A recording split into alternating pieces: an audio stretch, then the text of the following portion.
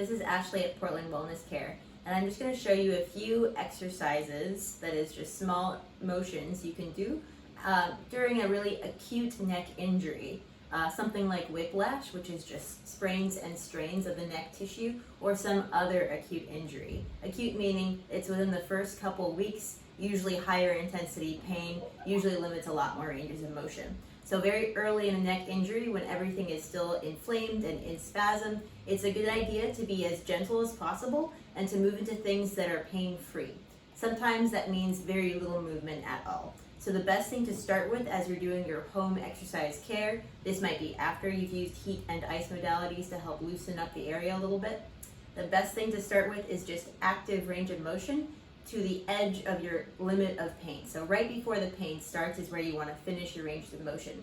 So if I was in an acute injury right now, I might only have a little bit of neck flexion available and a little bit of neck extension. I'm just going to stop at the end of each of these motions. Sideways bending, lateral flexion, ear towards shoulder, and rotation. I'll stop right before it starts to get painful. And you'll want to just move this way into these ranges several times over. And you might notice as you move that things start to slowly loosen up and you can move a little bit farther each time. So that's active range of motion to the pain-free limit. The next thing you can try is called resisted range of motion, or isometric muscle loading. This just means that you're not actually going to be moving your head around, but you'll be attempting to move it around against resistance. So this can be performed against a wall for going backwards, or you can use your own hand to go in different directions. If I want to bring my head forward, I'll press it into my hand while I resist with my hand, and I can feel the front of my neck working. If I want to go backwards, I'll put my hand behind my head, push my head back against my hand, and just resist lightly with my hand. It shouldn't feel like 100% of your muscle effort. It should be closer to 10 or 20% at the beginnings, just while you're starting to recover, to create a little muscle activation without any stress that could possibly strain the tissues further. You should also go into lateral direction, so pushing your head sideways into your fingers, and you can do a little bit of rotation, so turning your head and then trying to push your head back to center with your hand while you turn more with your head into your hand.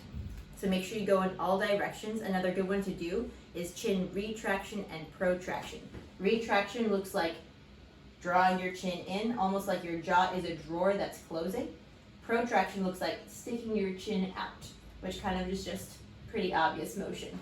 So you can perform these motions resisted.